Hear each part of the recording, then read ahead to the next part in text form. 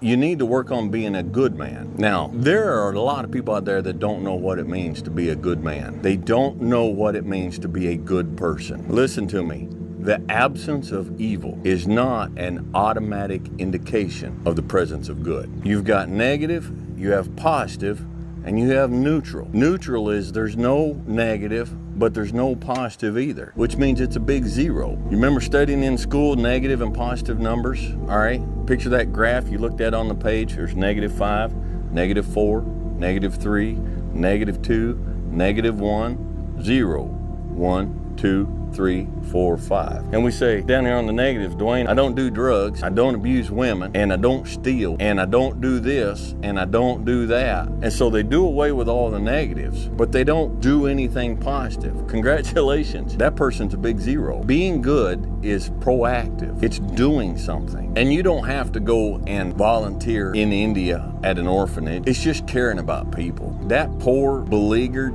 cashier at Walmart with the tired eyes and the swollen ankles, just look her in the eye and ask her, how are you doing today? Just in your life, be an agent for good. And going through life, become a good man. That's a lifetime right there of study, okay? But start working on that. Second, be a dangerous man. Now, being dangerous is not being a threat. They're two different things. And it's not about going out and lifting weights and getting a bunch of tattoos and wearing leather jackets and walking around with your chest and shoulders up, hulking around saying, I'm dangerous. That's very rarely is that a dangerous man. Often the most dangerous man in the room is the quietest man in the room. I was talking to the neighbor behind me, he's the manager of all this grazing land, ranch land, and across the road he and his wife had just a few head of sheep. Not very many, 10 or 12. And we were talking about, and he was talking about this is here and this is over here, and he said, now I don't recommend you go over and check out the sheep. He has one of those Great Pyrenees dogs over there. He said, that dog doesn't know you and he might eat you up protecting those sheep. Now, sat there for a couple days and watched. That dog was dangerous. But that dog did not sit on the hillside up with his head up and his hair flowing in the wind like some kind of lion telling the whole world I'm dangerous. He wasn't down at the road down there barking at everything come by, says I'm dangerous. He was just with the sheep, and he was not a danger to the sheep. He's not telling everybody how dangerous he is. In fact, from a distance, if you look down there, he looked like the sheep. But you go down there and he thinks you're trying to harm one of the sheep, it's a different story. He's dangerous. Listen, you cannot, if we tie this into the earlier point, be a good man, you can't be a good man, a fully good man, if you're not a dangerous man. To be good is to do good to people, and sometimes doing good to people is protecting those people. It's protecting those people, protecting those around us, all right? These days I'm a laid back, mellow, middle-aged fella, and I kind of talk slow and easy, and I move slow and easy, all right? But you say one disrespectful thing to my wife in my presence, or I get a phone call from one of my daughters crying, I am not only willing, but I am able to inflict great bodily damage, and I will do so. I'm not a danger to those around me. I'm not a danger to the sheep, but you need to be a dangerous man. Look up, there's a guy on the internet, and he's on YouTube, and he discusses this. He's much smarter than I am. He discusses this much better. Jordan Peterson. And he talks about this a whole lot more eloquently than I can, all right? But you need to, first off, you need to get it a mindset. Look, I'm not a sheep. I'm taking care of those that, it's a willingness and a mindset. And then you work on the physical side of it. All right, start losing some weight, start going to the gym, start learning some things. And third, be educated.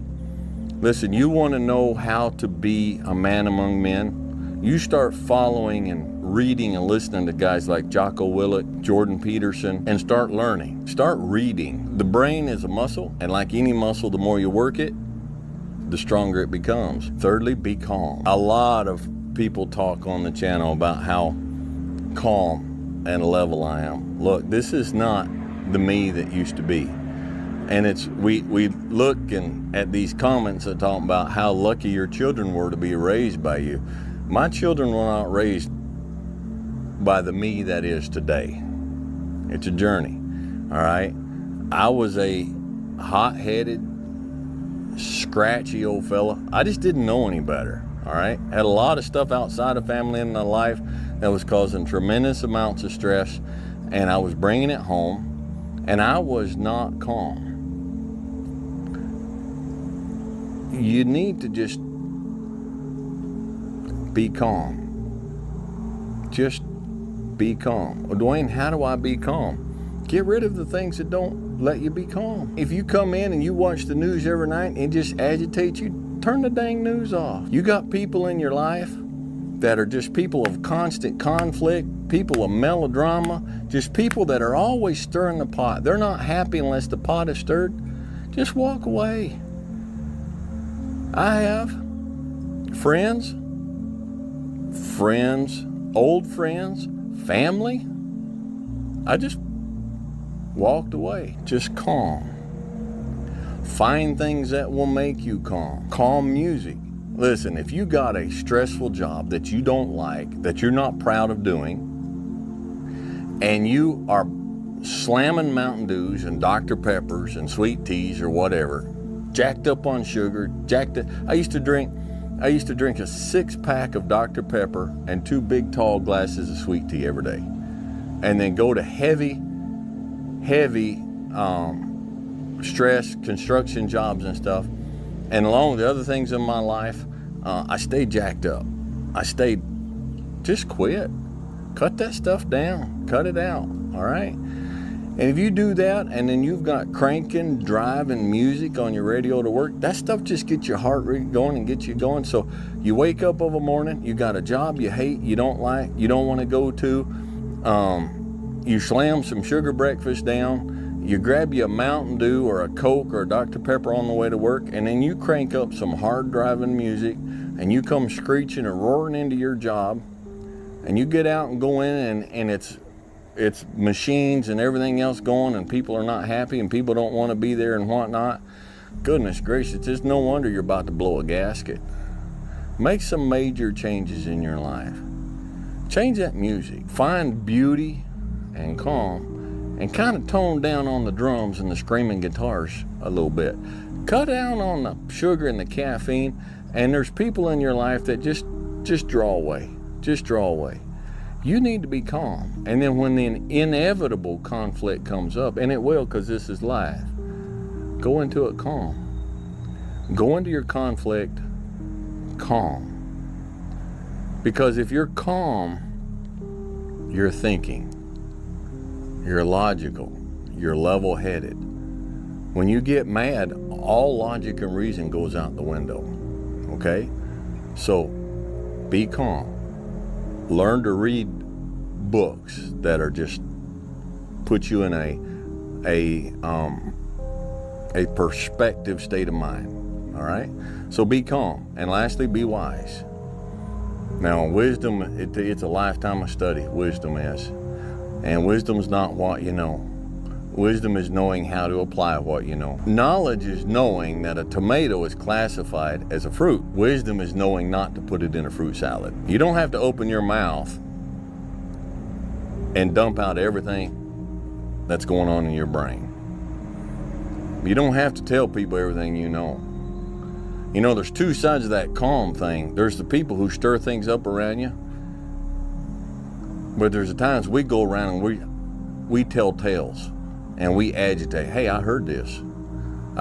Did you hear this? And they're stirring stuff up. Be that quiet man. Be that quiet man in the corner. All right?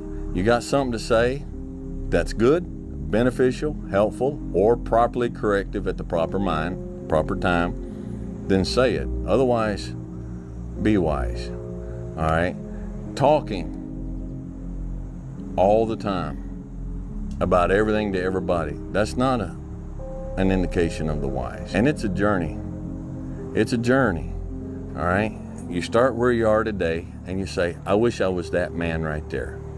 But I'm not, and I don't mean that particular person, I mean that kind of man. I wish that is the kind of man that I was.